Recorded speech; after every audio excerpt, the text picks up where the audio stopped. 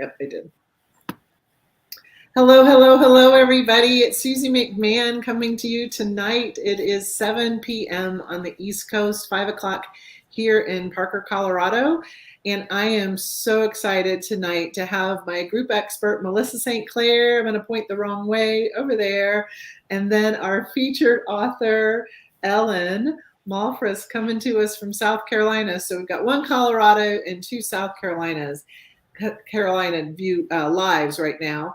And I just want to remind everybody, when you come on, if you could tell us where you're watching from, and always grant StreamYard permission if you want me to be able to read your comments so that I know the name. Otherwise, it's just going to show up as Facebook user. That's just some technical things. You're not signing up for anything on StreamYard. It's just allowing StreamYard to give Facebook permission to use your name, or vice versa. I'm going to say hi, Ellen, and say hi, Melissa, and then we'll start with Ellen's lovely bio. Hello, everyone. I've been really excited to chat with you this evening, so let's get going. Yeah. Yes, greetings. I concur. Let's go. Yeah.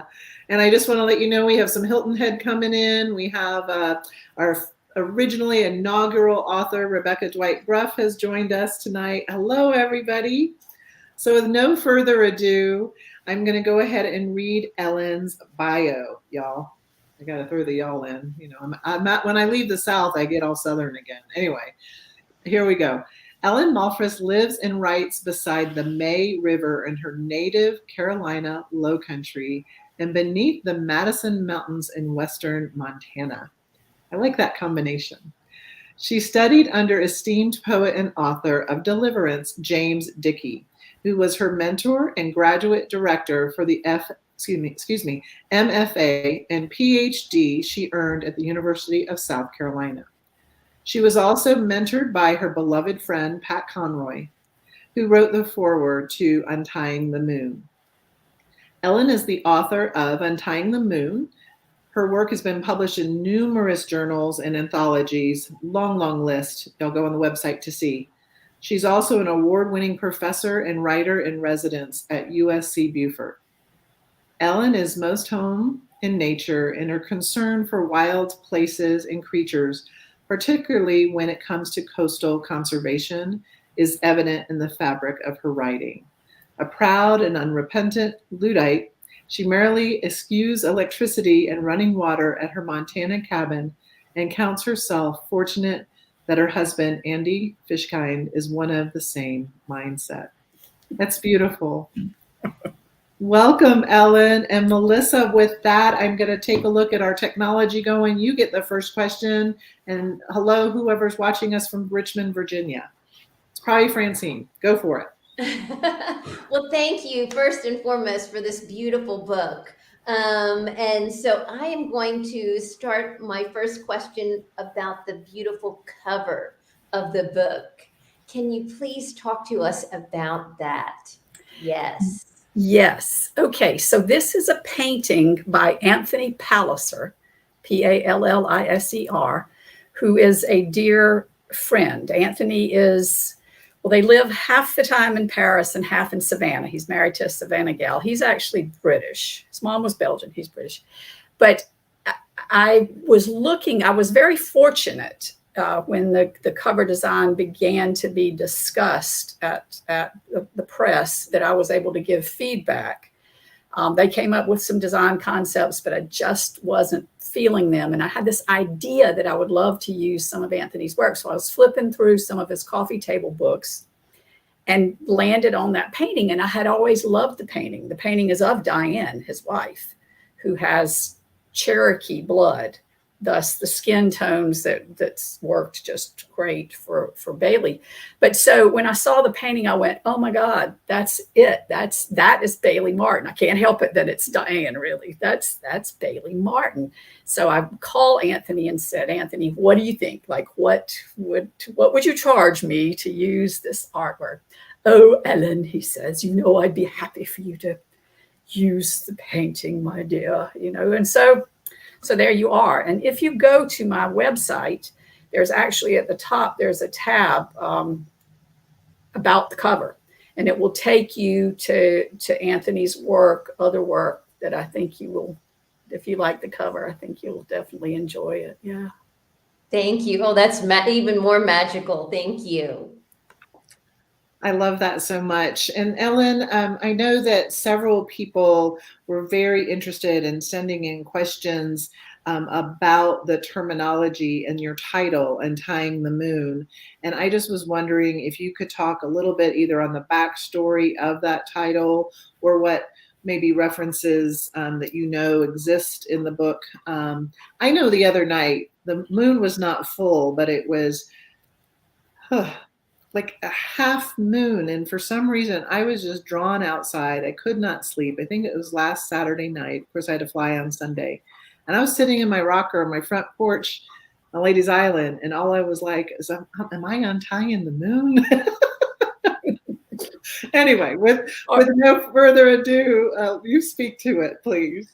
Or is it untying you, right?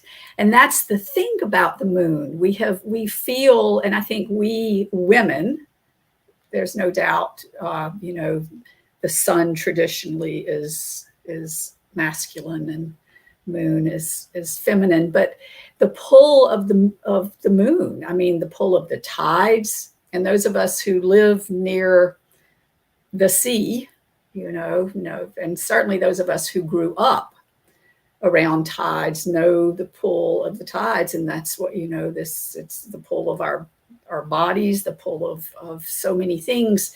And I think probably we all know that feeling of being little kids or maybe big kids and having the pull of the moon or that connectivity to the moon. I'm sure many of us remember being a little kid and I can certainly remember so well driving somewhere and being in the back seat, and the moon following you, right? That magic of the moon, here it is. The moon has come. And so that magic of the moon, something that's good. And then there's the lunatic side, right? Not just that draw to come look at the moon, but we all know the statistics of suicides and murders and all manner of everything, ramps up around full moon. People feel things more. And again, those tides are pulling within us as well, right? Sometimes good, sometimes not so good. And the first time it's mentioned in the book is when Bailey has had that traumatic thing, when Marissa nearly drowned trying to save the other woman whom she could not save, and Marissa's in bad shape herself and traumatized and shocked and so much so that she doesn't really isn't able, when Bailey is finally able to come to her and her mother doesn't even recognize her, and Bailey is so incredibly traumatized by that when it's, time to go back to Alaska and she doesn't want to go back to Alaska and says the moon's, there's no moon. For one thing, in Alaska, it's daylight all the time, right? So there's not dark to see the moon. And Marissa, her mother, tells her, it's okay. The moon will be that, you don't even have to see it. You can untie it and take it with you. And that's the first mention in the book. And then there are several others. There's a point where Retta says to George upon meeting Paget and the trouble that she intuits, Retta is a conjure woman. Retta is a woman who knows things that others don't. And she can see this trouble ahead, but says, Bailey's going to have to untie that and deal with it herself. So the idea is that if you need what's good that the moon represents, you untie it and you take it with you. But when the moon or those pulls are things that are working you over, then you need to untie that and let go, right? Don't let that, whatever that moon represents, don't allow that to pull you into the abyss. You let that go. And so it works both ways. And the working title, by the way, was because it had been drilled into me by different people along the way. don't have a gerund in a title, right? You can't have the ing, untying the moon. And so the working title for quite a while was Untie the Moon. It doesn't ring as true, but I wouldn't let myself hear that. I was at a writers' conference in Jackson Hole and was meeting with an editor from Scribner's, and he and I hit it off. And he said, he said, listen, that's another story. Anyway, over dinner, he said, so why are you not calling this book Untying the Moon? And with that, permission was granted in my way of thinking. So just thank you. Right, you are. I knew that all along, but thank you for permission to, like, the hell with the gerund, right? It needs to be Untying the Moon. Exactly. So there you are. Thank you so much for that. It's so interesting, and I think the energy of the moon, especially when you're in a coastal area, is pretty magnificent. Melissa, what was your next question for Miss Ellen? So my next question is, did you know how the book was going to end at the beginning, or did it progress? I had no idea how the book was going to end. And not until I set these characters in motion and back off and allow them to do what they did. But no, not until the end. I knew, you know what I knew? I knew I wanted to write a book about a woman who becomes a dolphin. And I did. Beginning with paragraph 1, where there's got to be motion, got to click, click, click. That's echolocation. That's dolphin all along. And if you think about it like this, she, like her mother, grandmother, all these Asherahs, right? All their middle name is Asherah. All these women are they are different. They are other. They are sea creatures who will return to this, who will return to the sea. This is why Marissa feels the call of the sea so powerfully. Bailey feels the call of the sea so powerfully. She becomes a dolphin. Now, is that what happens? And when you say, did you know what was going to happen at the end? What does happen at the end?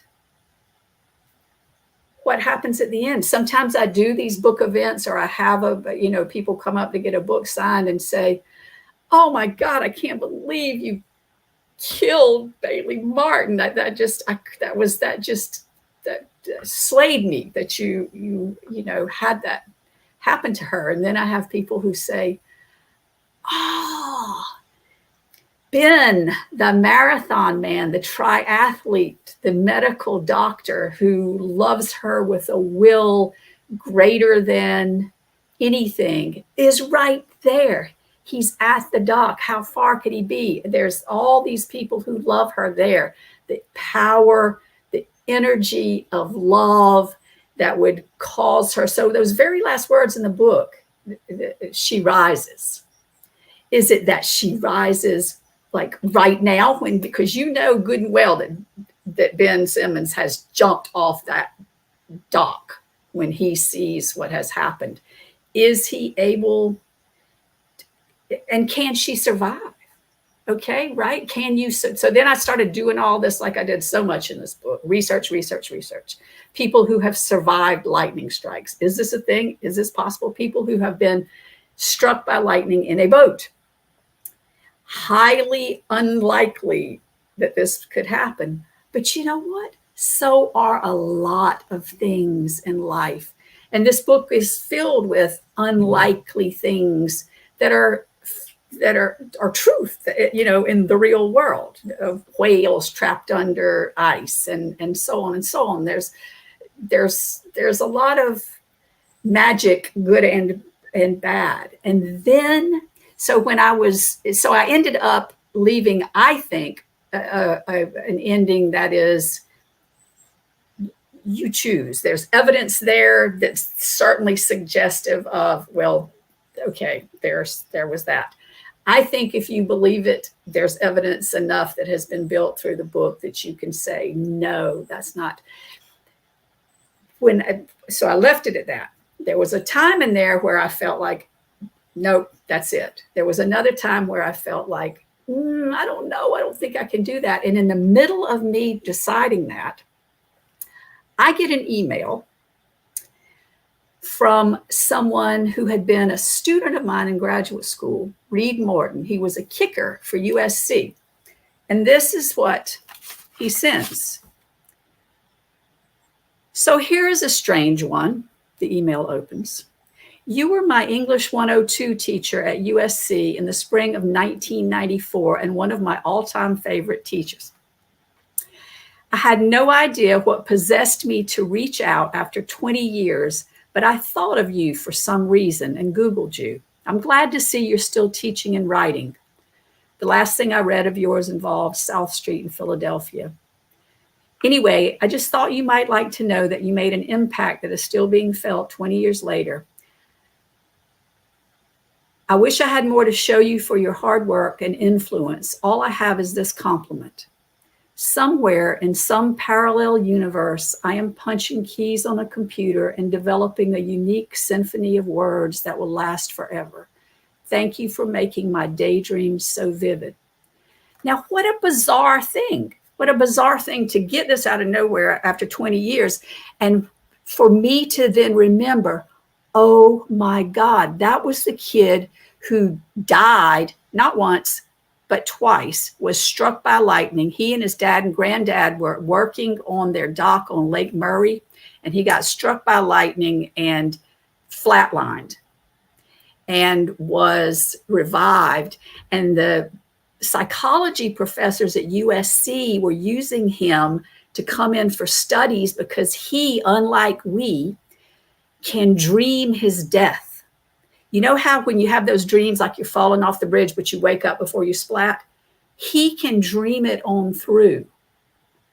So they were fascinated by his brain. So all of that came back to me. And when that happened, and then that whole thing about a parallel universe, I said to myself, okay, Ellen, there's got to be an out here. You have got to end this book so that there is possibility for something other than in the drink and gone.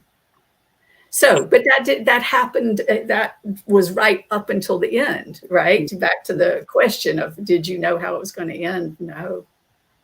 Wow. And then I have a follow-up question. Yeah. The poem at the end, was that written at the end, or had you written that at another time? There had been, because I've done poetry about and written about, I'm fascinated with dolphins, all things cetacean, but the whole dolphin sleep, the whole business of dolphins having come up onto land and gone, you know, all of that, I'm entirely fascinated. So some of those lines had been in a notebook from earlier, thinking about dolphin dreams, thinking about someone morphing into a dolphin and becoming, and what that change would feel like. So yes and no. There were some of the lines, and then when I stumbled across them, I thought, okay. And then, you know, of course, my logical side, the things that I would teach my writing students, like, you can't end a book like that. You can't just like go off with it. That you don't do that, but I did. Yeah. And I'm glad you did. And I just love the line, like diamonds dancing in the slow wake of elegant weaving and going on. And that's such a visual that all of us that have seen the beautiful sunlight or the moonlight on the water, any body of water, but especially the ocean or the rivers of the low country. It's so descriptive, and you captured it so well. Melissa, you're up again. Your turn. Yay. And I also know someone who was struck by lightning. So isn't it crazy? After that, he was not able to drive, but otherwise he was making his way, back through the world. Um, a girlfriend of mine has been marlin fishing before, and she reeled one in, actually. So that blue marlin fishing scene was so tense and tender. Can you talk about that a little bit? Sure. Oh, the men in Bailey's life, right? These, Cecil, the dad, and Paget, that these incredibly, I mean, the two of them, the tension that's between, for all the reasons we know, that tension is just there, period. Plus, I mean, big game fishing is absolutely tension, right? And I wanted that scene. I spent a lot of time on that scene, certainly with the research, like with everything in this book. We know the year 1988 and then 1989 and into Hugo and all this, but when they're out Memorial Day, I have researched what the tides were that day here, what the weather was like here. Heaven knows for that whole extended scene, because that's a long scene. So much of this book is episodic, where important things happen, but they're brief little bits. That's a long extended scene, and I wanted it to be that way, and I wanted to get it right. So lots of research about fin-nor reels and about the kind of bait, and interviewing people. And someone I was very close to once was a big game fisherman, and picked his brains, the things you do when you go to write about something that you haven't experienced to that extent. I've been out, in the Gulf Stream and fishing, but I've certainly never reeled in a marlin like that. So to get it right so that it feels authentic, and to have the scene work otherwise, with the tensions inherent in these two men, and how I wanted to break down ego, break down the attitudes of negative, to have Paget in Cecil's eyes at least be worthy as a man, as on a certain level. That's a hard sell, and especially given Paget's past. And God knows if Cecil knew other things about Paget,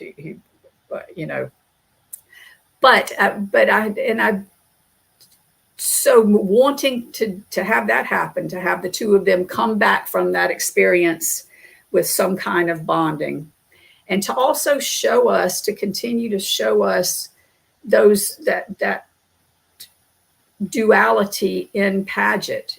There's the violence and the intensity and all of that, but there's also that part that causes him, like I hope all of us, to be sickened by the time it's done, and wishing that fish could just go, wishing it hadn't been worn down, and by the time they get back and the color has drained from everything, feeling that, and so knowing that Paget has that element to him, that he is multifaceted. That was a thing that I wanted to, and to have, that Joe and Mojo thing, happening too, as sort of commentary on the other two. I don't know if that answered the question or not. That was a lot of rambling about the marlin scene, but I'm glad somebody was into it. I think that the research is clear. I'm not a big deep sea fisher, but you could just tell by how long the battle, the struggle. I mean, that is real, and the way that those fish will just leap out of the water is amazing. I wanted to segue into some conversation about poetry. And Ellen, I don't know if you're familiar, but my co-expert here, my co-group expert, has been very quickly come bursting into poetry world. And during our last getaway, we had a little coffee and couplets. Can the two of you talk a little bit about why you love poetry and maybe see if there's some similarities. I don't know who wants to go first. I'll let y'all decide. But Yes, I want to hear. Yes, I want to know about your go poetry. for it. Oh my goodness. On the How spot. long do we have? No. So truly, it just came, I feel like it's a processing mechanism. I started a journey on the matter of race and trying to process questions. But my answers started flowing in poetry. So truly a processing mechanism. I had not been writing poetry prior to my study. And I'm grateful that that's the way my brain seems to be working. And so my first chapbook of poetry was all about on the matter of race, and now it's branching out to other subjects. So it's I don't know, it's just a personal processing mechanism for me. But you've come to poetry later in life. Yeah, very cool. Well, I look forward to reading your work. Well, I have been a storyteller and have been writing poetry all my life. When I was a little girl and had memorized all the storybooks, my clever young mother said, Ellen, you make up a story, you tell the story. And so I loved doing that. And then when I began to write as a young person, the poetry is what I wrote. And then when I began to write prose, the prose just, it was written like poetry. So, this book, for instance, the manuscript for this book was a far bigger thing.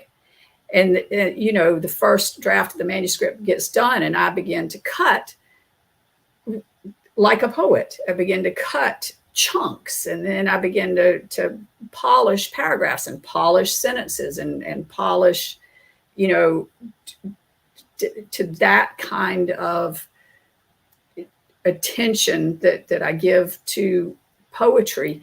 So the whole book became, in ways, this long poem, this love song to the river, this love song to mothers and daughters, this poem told in prose of a woman's journey.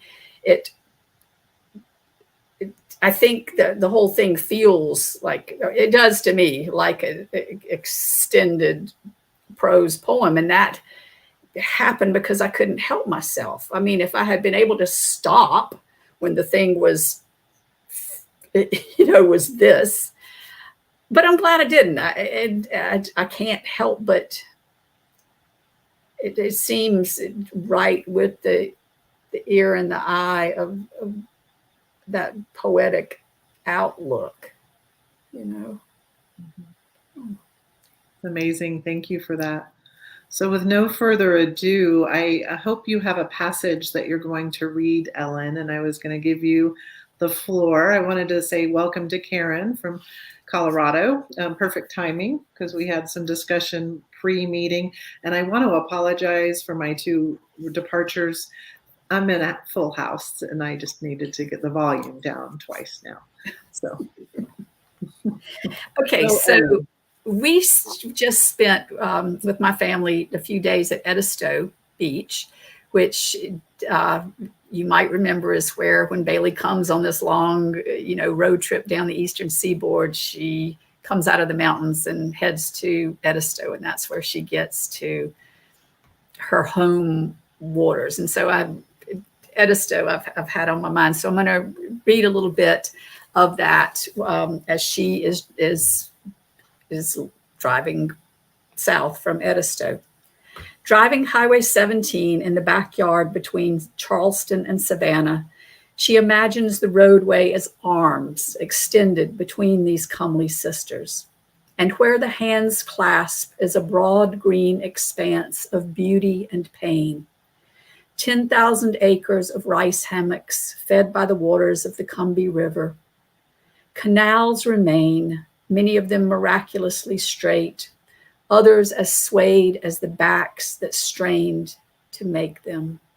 The bold engineering vision of aristocratic planters made real by the toil of slaves. Channels dug with the impetus of bondage and bondage alone, for no other enticement, neither love nor greed, could have mastered such marsh. As the highway threads these miles of salt flats, red-winged blackbirds flock in sheets that billow luminous curves across the gathering darkness, and the moon posts itself in the turning sky while Bailey crosses the last of the marshlands and drives onward into the now forested twilight toward home, Kirk's Bluff, Jericho River. They were part of that river, she and Ben. If it moved in, on, or around the water, it was a portion of their realm. In the lingering years of their youth, they created wakes over and over as skiers, fishers, pleasure crafters on rafts and trawlers and boats of all size and purpose between sailboats, runabouts, kayaks, and canoes. How many hours they had spent suspended in the slow sweep of tide, sometimes upriver, other times down. If there wasn't time to ride the tide home, they'd climb out at somebody's dock and walk back, wet and dripping, a salt and pepper staple to everyone around the village. And if the day called for it, they'd leave their boat at somebody's dock as casually as other kids leave their bikes at a neighbor's house. Of course, they left bikes too, and fishing poles and cast nets. But in time, it all comes home to roost. When they need it and remembered, or were scolded and remembered. Around the bluff, everything eventually comes home to roost, including Bailey Martin, right? So there's that little bit of the home place that she is so drawn to, but fighting against coming to. But in the end, the call of the tides to home cannot be denied. Home port cannot be denied. I understand that tremendously, or deeply. I don't know the right word for that. I have two questions to ask you that came up on the comments from the people watching live. The first one was from another author. How long did it take you to write your book? And are you working on another? A long time, and yes. So there's the business of my day job. Okay. I am the elder stateswoman in my department now. I'm full professor and all of this. And so I'm on every committee, and I'm chair of the promotion and tenure committee, and this and this and this. And then as this book was coming out, and I was already hard at work on the next one, I also began to be hard at work on getting the creative writing minor and concentration at USC Beaufort. So I got sucked into the great big abyss. I've already used that one word once as we've been chatting, but the abyss of my professional life beyond my work. And that happened exactly as this book was coming out. So the new book was underway. And I was going great guns with that. And then things have just slowed down. So in the meanwhile, what I've found in the last several years here is that poetry is more, I'm not one of those writers who can just pick it right up, and hats off to those of you who can. I just can't with fiction. I have to be immersed in it for big stretches to live the characters, to live the scenes. Poetry, on the other hand, I can write daily. It's a far more doable thing. And so that's been what's happening to feed the monster, if you will, is getting poetry published. And there's been enough of it published now in literary journals that it's time for the collection to come out. And so I have promised myself that when that happens, sooner than later, I hope, then it will insist on myself getting back to what truly brings me the greatest.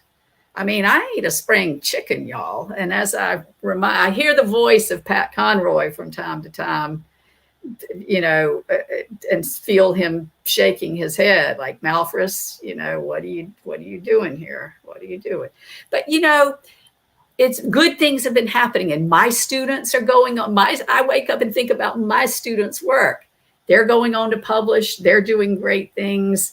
I'm, you know, professor of the year last year and trustees professor for the whole university. I mean, wonderful things are happening that make me really feel like I'm contributing, but yet there is that. And those of you who write know this, right? There is the perpetual nag back there of Ellen, you know, is this, you know, why aren't you doing the thing that truly gives you the most satisfaction? But I feel it coming back around. So awesome. And then I've got another question, and I'm going to let Melissa jump in again.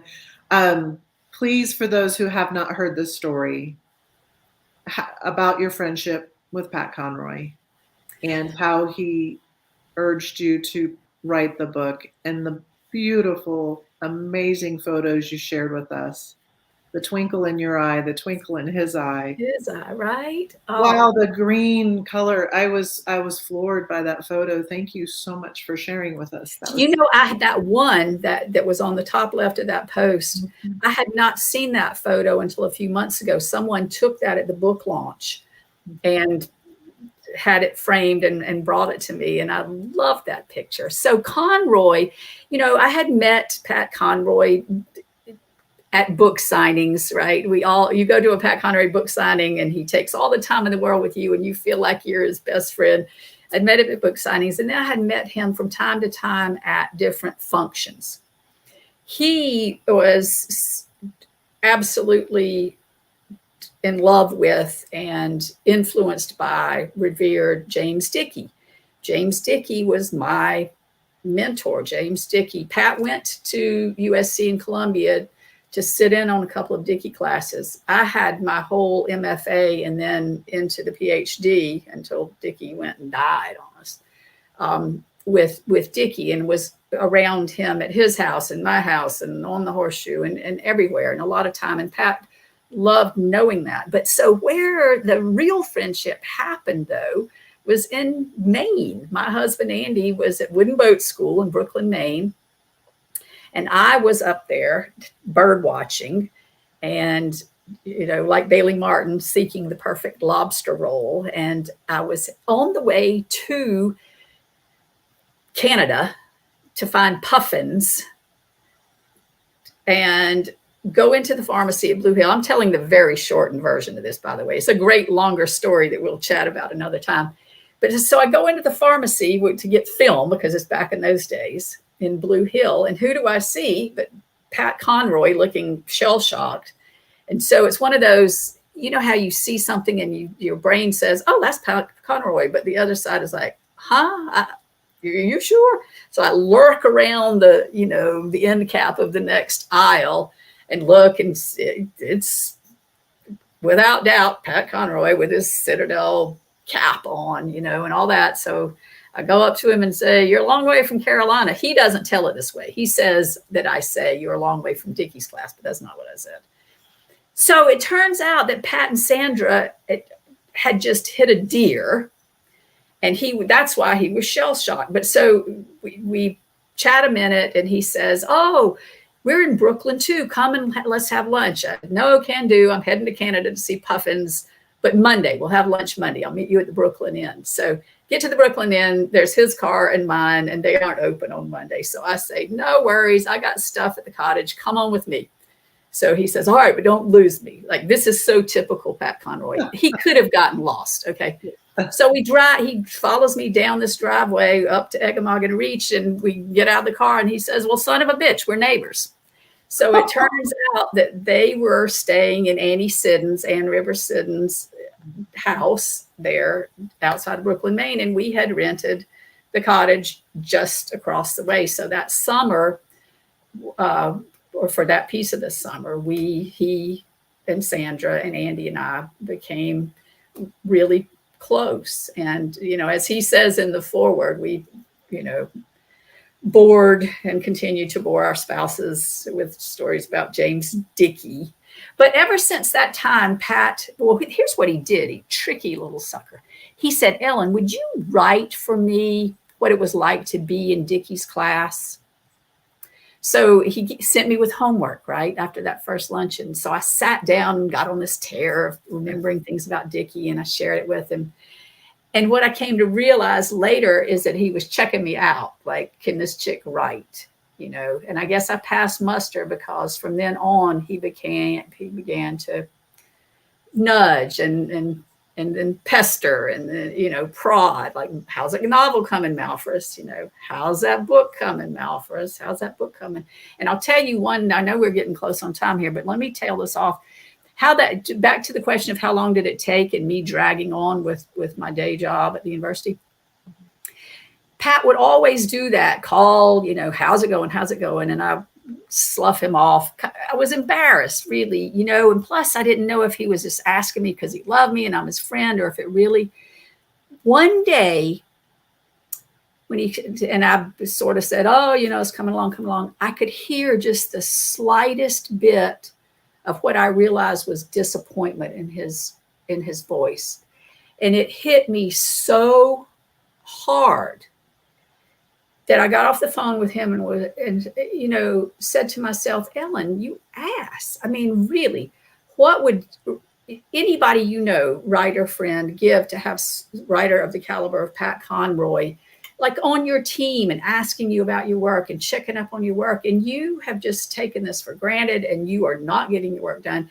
It was a come to aha moment for me. We were on the way to Spain. Our daughter was studying abroad. I got back from Spain, got myself to Montana, holed up for the rest of that summer, did nothing but live this novel night and day, every single second, and wrapped it up. And that, if it hadn't been for Pat, and he didn't say anything, like he wouldn't have, but just that was a wake up enough. So yeah, I'm telling you, if it weren't for Pat Conroy, this thing would not be something you can, pick up and hold together. It would still be sheets of paper that blow in the wind.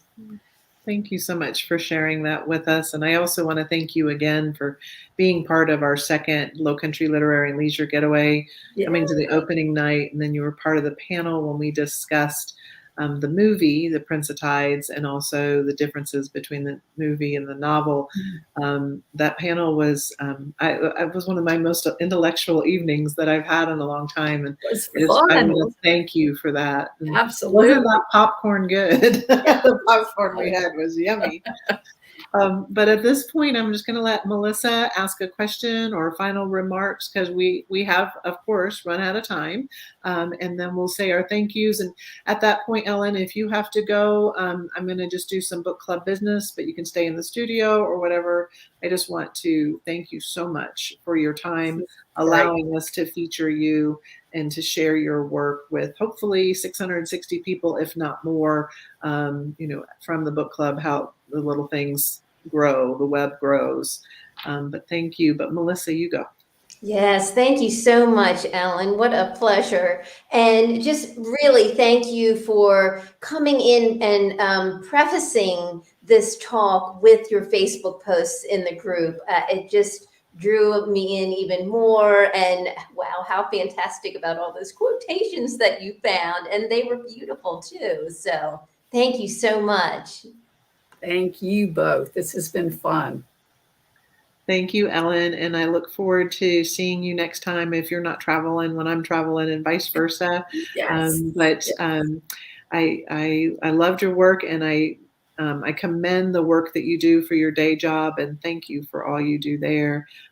You're one intelligent and magnificent lady, and it's an honor to know you and to have met you.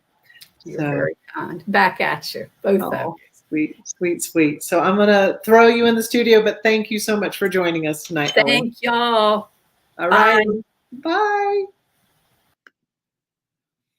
So wow. Wasn't that a lot of fun, Melissa? What do you think? Oh my goodness, that was so great. So great.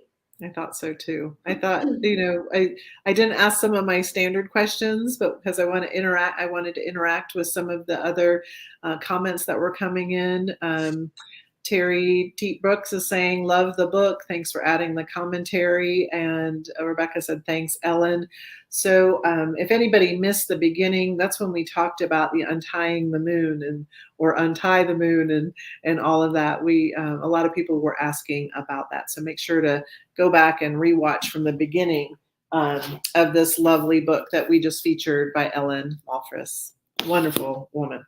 So then I wanted to tell you and get everybody fired up for one of the most colorful book covers I've seen in a long time. A good friend of mine from Colorado came out with this book earlier in the year. And it is kind of a memoir, also a motivational type of book or a self-help book. But what's so fantastic about this is Lynn's first book. And when it came out on Amazon, she won the bestseller in over 5 categories, I think 6 categories. And what I love about it is each chapter, there is her own handwriting calligraphy. And it's almost like Wildly Curious or let's see, let me get another one. Part 1, Free. So it's almost like an affirmation. Very quick read. Anybody, if you're reading lots of other things, please pick this up either on Kindle, on Amazon, or you can get the paperback because it's just so darn pretty. Lynn Young, we will be doing a quick pop-up on Friday morning at 9:30 Colorado time, so it's 11:30 East Coast time, because I wanted to introduce her and let her do a little backstory before everybody reads. So she's our July feature, and we will have a meeting in August. And then round 2 for John Worley, another Beaufortonian author, also went to the Citadel and was friends with Pat Conroy. We will be reading his current book, Jury of One. So I look forward to that, and we'll be reading this in August and talking to him either at the end of August or September. What did I forget, Melissa? I think you covered it. We are up to snuff. up to snuff. And then you never know when you head to Urban Market in Beaufort when you're going to run into Melissa St. Clair. I think every time I go. So everybody, we were in town for a wonderful event. I hope that we can feature Ruth Watson in our virtual book club at some point in time next year. And I just hope everybody is reading, and loving all the connections. I think what I'm taking away from our virtual book club now is we may not have all the numbers that we used to in 2020 coming on live, but I know that we're still connected. We have a large group, and then the writers, the poets, the readers, the friends, the Jonathan Halps, it's just, I love the web that we're creating. Brings me joy. So thanks everybody for being here tonight. And Melissa, thank you so much for co-hosting with me as well. Thank you so much. Good night, everybody.